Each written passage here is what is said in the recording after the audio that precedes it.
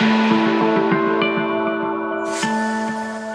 one of the things that I quite often get asked about when I'm coaching is how to run an effective retrospective. So I wanted to look at some tips with you to help you have really useful retrospectives that are very effective about helping your team inspect and adapt.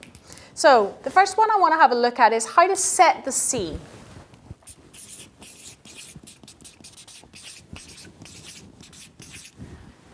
Your team's just come into the room. You want to set the scene for the retrospective. A couple of different techniques. One is to use post-it notes and a Sharpie.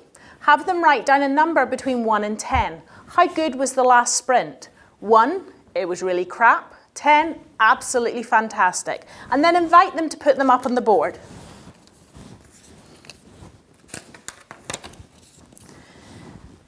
You then want to facilitate the discussion. Okay, you've put an 8 up on the board. Who put an 8 up and who'd like to talk about why they feel it was an 8, a 4, etc. So that's one way to set the scene.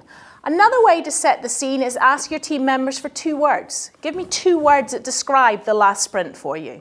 And again, it's to facilitate the discussion and to get everyone talking to start with.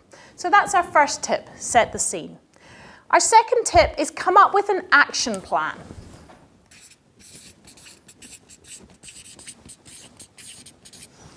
You're gathering all of this really useful information during your retrospective, what worked well and what didn't work so well. You want to capture what the highest priority item is for the team to work on.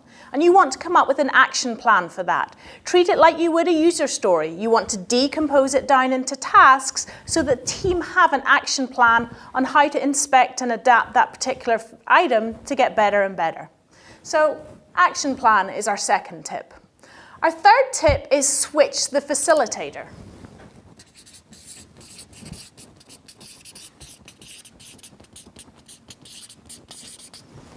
It doesn't always have to be the Scrum Master doing the retrospective or facilitating the retrospective.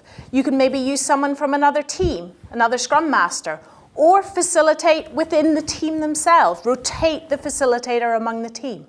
So the third tip is switch the facilitator.